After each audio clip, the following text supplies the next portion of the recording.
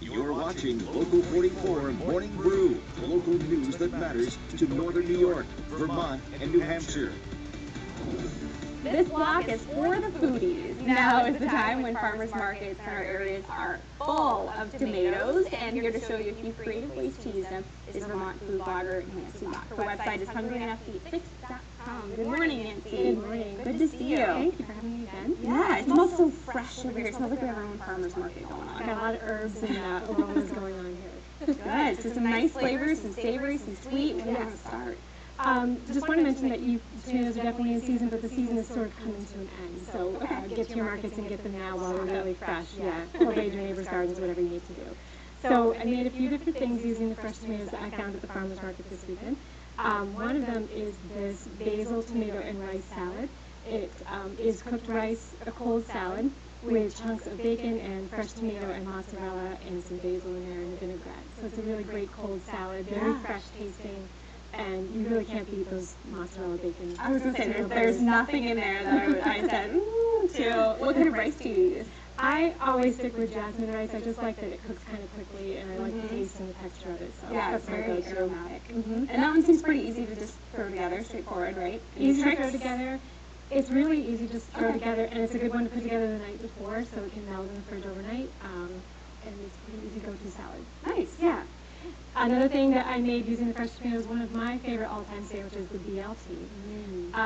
Just like your classic BLT, bacon, lettuce, tomato, white bread. I think always white bread for BLT.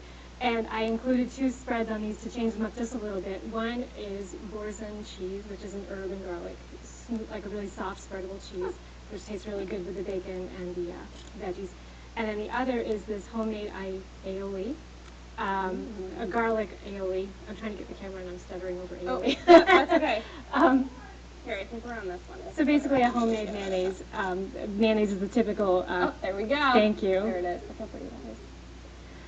So mayonnaise is the traditional accompaniment on a BLT, and this is a homemade version with a lot of garlic in it. So it's got a nice strong garlicky flavor to it.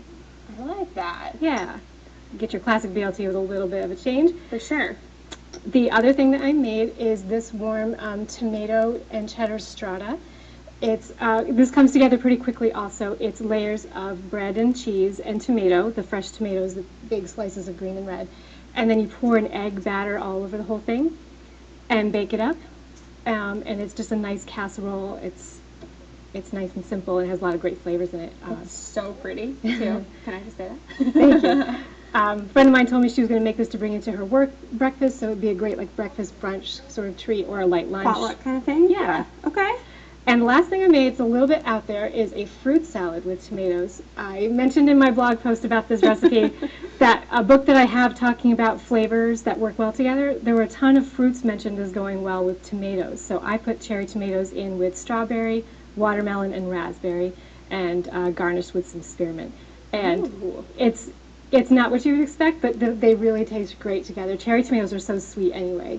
Yeah. That combined with the raspberry and the strawberry and the melon, so it's very refreshing. I was going to ask you, you mentioned, the cherry tomatoes there. Is there, for each one of these, a certain kind of tomato that maybe you favored over another because it's more tart or it's more sweet or firm?